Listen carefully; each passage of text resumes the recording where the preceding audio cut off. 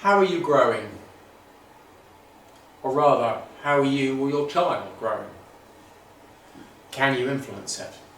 Can you make a difference? It often interests me that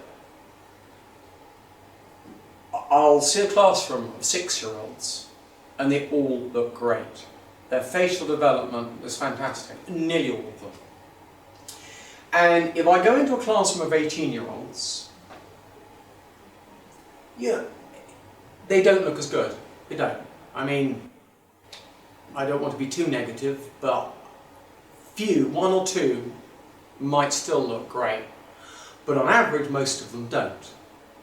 Now, we almost think this is just a normal, that's the way people grow, and there's not anything you can do about it. Is this right? If I could predict, by looking at your child, how they were going to grow, would you even want to know about it? Sure? It's an emotive subject, and yet I normally can tell. I can normally tell which person is going to grow well, which person is not going to grow well.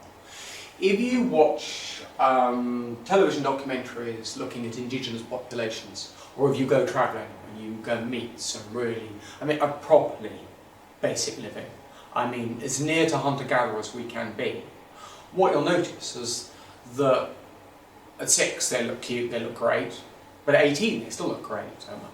30, 40, 50, they still look great. And their teeth are straight. No orthodontists, no retainers, no extractions, no surgery. And they continue to look great. Now, what's happening?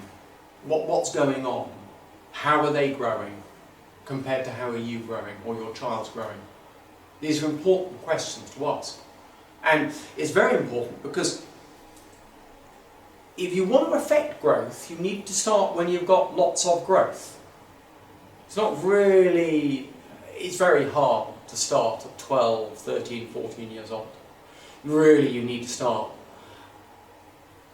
these effects at 7 or 8 years old from therapy. And if you can start at 4 or 5 years old, probably very simple little nudges in the right direction for a long enough period can probably have a great effect. But knowing is understanding, and that's our mission, to understand it, to find the causes and to change it.